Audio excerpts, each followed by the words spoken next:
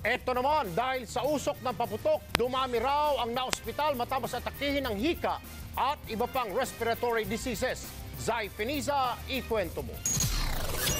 Hirap na huminga ang 35 taong gulang na si Andres nang isugod sa East Avenue Medical Center kaninang umaga.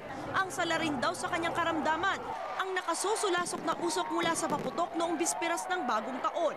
First time lang po ngayon. Ayaw ko pa nga sana magpadala.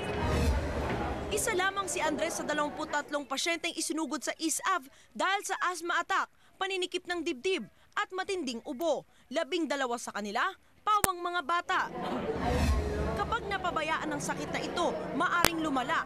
Para maagapan ito, importante na laging nakahanda ang nebulizer, mga gamot, face mask o di kaya'y lumabas ng Maynila para makalanghap ng sariwang hangin. Natural lang yung mga may allergies, nag-exacerbate sila o nagkakaroon sila ng atake dun sa kanilang asthma.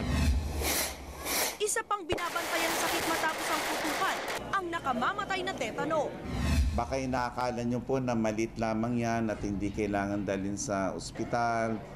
Magdalawang isip po kayo. Nabubulok na ho yung laman yan.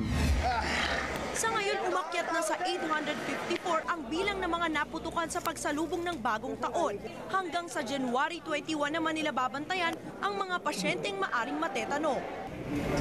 Zai Feniza, News 5.